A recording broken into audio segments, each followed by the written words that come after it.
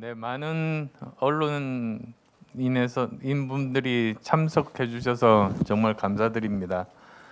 오늘 말씀드릴 내용은 정말 우리 사회에서 가장 중요한 현안 중의 하나인 코로나19 비상 대응에 대해서 새 정부 출범 100일 동안 어떤 일을 할 것인가, 거기에 대한 로드맵을 말씀을 드리도록 하겠습니다. 코로나19에 대해서 특위가 두 가지 파트가 있습니다. 하나는 보건의료 파트가 있고 또 한쪽은 소상공인 자영업자분들의 손실보상 파트가 있습니다. 그 두 파트 중에서 오늘은 보건의료 파트부터 말씀을 드리고 나머지 부분에 대해서는 이틀 후에 발표를 하고자 합니다. 말씀드릴 순서입니다. 가장 먼저 보여드릴 사진은 아주 유명한 오바마 대통령 때 오사마 빈라덴 사살 작전하는 이 사진입니다. 이 사진을 보면 아마 많이들 느끼는 점이 많으실 겁니다. 여기 보면 중앙에 대통령이 앉아 있지 않고 군인이 앉아 있습니다. 대통령이 어디 있나 살펴보면 저 구석에 쭈그리고 앉아서 이렇게 있는 사진입니다. 이게 바로 현대 정부에서 일을 하는 방식이 되어야 된다. 그걸 보여주는 아주 상징적인 사진입니다. 그러니까 20세기만 하더라도 사실은 여기 중앙에 대통령이 앉는 게 맞습니다. 그리고 나머지 전문가들은 거기에 대한 조언을 하는 형식으로 국가가 운영이 되었죠. 그런데 21세기 들어와서는 모든 분야들이 워낙 빠르게 움직이고 빠르게 변하고 여러 가지 전문성들이 필요하다 보니까 현장 전문가들만이 가장 정확하게 가장 빠르게 판단을 내릴 수 있게 됐습니다. 그래서 예전 방식처럼 전문가가 윗사람에게 보고하고 아무런 전문성이 없는 윗사람이 거기에 대해서 지시를 내리는 방식으로는 도저히 지금의 여러 가지 어려운 점을 극복할 수가 없습니다. 이 사진이 바로 그런 사진입니다. 현장 전문가에게 결정권을 맡기고 오히려 정부는, 대통령은 이 사람이 일할 수 있는 환경을 만들어주는 것, 이것이 바로 현대의 정부가 일하는 방식이 되어야 된다. 그런 말씀들을 드리고 싶습니다. 그런데 현 정부에서 코로나19 대응이 왜 실패를 했는가? 그 이유는 이렇게 하지 않았기 때문입니다. 사실 전문가 의견을 존중을 해서 지금 현재 아주 급박한 상황이라고 하면 그 의견을 받아들여야 되는데 전문가 의견을 그대로 수용하지는 않고 오히려 국민 여론을 보고 정무적인 판단에 의해서 결정을 해오다 보니까 여러 가지 실수들이 정말로 많았습니다. 뭐 대표적인 예 여러 가지 말씀드릴 수 있습니다. 2020년 5월에 제가 말씀드렸죠. 연말 정도에 백신이 나올 테니까 정부는 미리 대비해야 된다고 말했습니다. 그런데 정부에서 나오는 반응은 정치인이 허풍 떤다 이런 말을 했습니다. 그게 결국은 우리나라가 백신 후진국이 될 수밖에 없었던 그 시작이었던 그런 지점입니다. 작년 2월에 제가 보니까 워싱턴 포스트 일면에 변이 바이러스에 대한 기사가 났습니다. 이제 앞으로는 변이 바이러스가 굉장히 큰 문제를 일으키게 될 테니까 모든 국가들은 변이 바이러스에 대해서 대응 체계를 새롭게 정비해야 된다는 그 내용이었어서 제가 그 이야기를 작년 2월에 했습니다. 그런데 결국은 정부는 아무것도 바뀌는 것 없이 있다가 델타, 오미크론 연속으로 지금 괴로움을 당하게 국민들이 괴로움을 당하게 만든 거죠. 그래서 결국은 지금 현재 정부 정책에 대해서는 국민의 불신이 아주 높아진 그런 불행한 상황에 처했습니다. 결국은 전문가의 의견을 받아들여서 그대로 시행하지 않고 정무적인 판단이나 또는 국민 여론에 의해서 결정을 하다 보니 잘못된 결정, 그리고 많은 사람들의 그 생명의 위협을 가져오는 그런 결정들을 하게 된 겁니다. 그래서 이제 새 정부의 방역 정책은 한마디로 거버넌스 개편과 대국민 소통 강화입니다.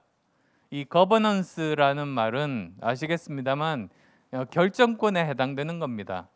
그 결정권을 정부에서 정무적인 판단으로 청와대에서 결정하기보다는 오히려 감염병 위기 대응 자문기구 등을 통해서 전문가 의견을 최우선으로 반영하는 거버넌스로 이 코로나19에 대응하겠다는 것이고요.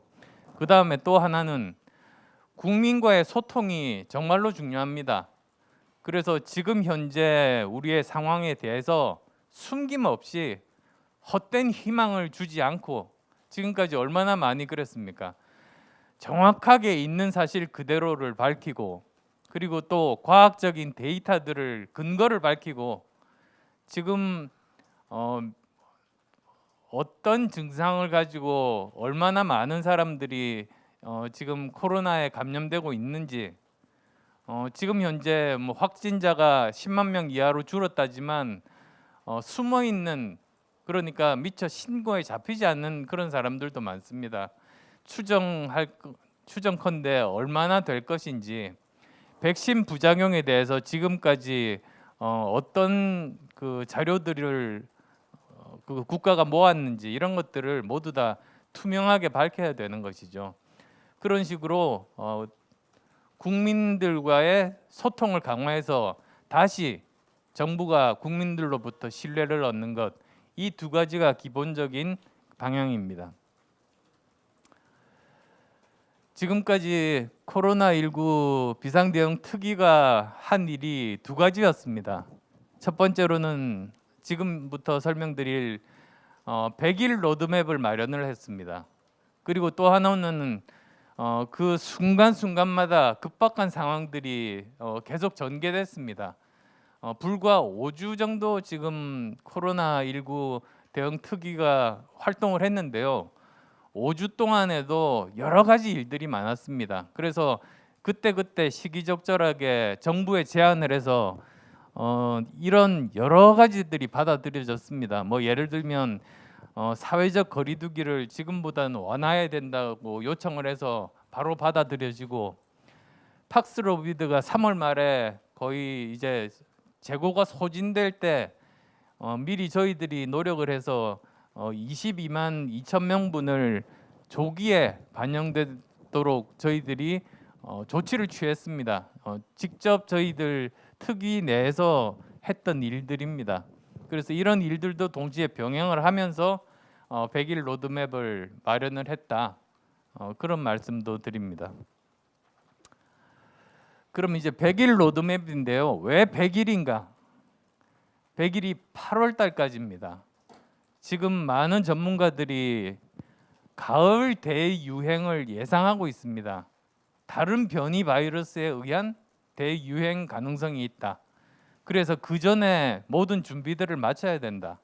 그래서 100일 로드맵이 필요한 겁니다. 자, 3대 목표, 4대 추진 방향, 34개 실천 과제를 저희들이 선정했습니다.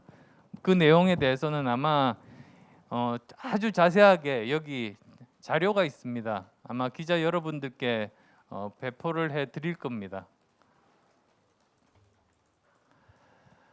우선 3대 목표, 국민 신뢰를 다시 얻는 것, 그 다음에 지속 가능한 대응 체계를 정비하는 것, 그 다음에 가을이나 겨울에 재유행에 대비하는 것이 3대 목표입니다. 그리고 또 이 추진 방향에 대해서는 뭐 전략이라고도 볼 수 있습니다만, 과학에 기반하고 그리고 또 한 번 정하면 계속 꾸준히 그 방향대로 실행을 할 수 있도록 지속 가능해야만 하고, 취약 계층을 특별히 보호를 해야 되고, 백신과 치료제를 충분히 확보하는 이 네 가지가 중요합니다. 그래서 이제 100일 동안의 로드맵, 대강의 로드맵입니다. 보시면 30일 내에 해야 될 일들, 50일 내에 해야 될 일들, 100일 내에 해야 될 일들을 대략적으로 이렇게 로드맵을 만들어 놨습니다. 그럼 구체적으로 하나씩 말씀을 드리고자 합니다. 그 핵심 과제 4개 또는 핵심 전략 4가지라고 말씀드렸는데, 그것 중심으로 말씀을 드리겠습니다. 첫 번째는 과학 방역을 하겠다는 겁니다. 지금 보시면은 지금까지는 사실 어떻게 보면 그 국민 여론이나 정무적인 판단에 의해서 방역을 했다고 한다면, 이제부터는 과학적인 데이터에 근거해서 명확한 근거에 의해서 방역을 하겠다는 겁니다. 그리고 그를 위해서 단순히 자료만 수집해서 쌓아 놓는 것이 아니라 이것을 인공지능을 통해서 자동으로 분석을 해서 국민들과 공유하는 빅데이터 플랫폼을 구축하겠다. 그 뜻입니다. 그래서 여기에 필요한 것이 그 지금 현재 확진자 숫자도 있습니다만, 주기적으로 항체 양성률 조사를 합니다. 여기에 대해서 오해하시는 분들이, 저 지금 우리 인수위 앞에서 고함을 지르고 계시는데요. 이게 다른 게 아닙니다. 그냥 그 지금 현재 실제로 우리가 발표되는 확진자 수와 달리 얼마나 많은 분들이 감염이 되어 있는지를 제대로 파악을 해야지 정확하게 우리가 방역 대책을 세울 수가 있는 겁니다. 그래서 그 목적으로 하는 것이지 다른 것이 전혀 아닙니다. 그리고 우리나라만 하는 것도 아니고 다른 외국에서도 하고 있는 그런 방식들입니다.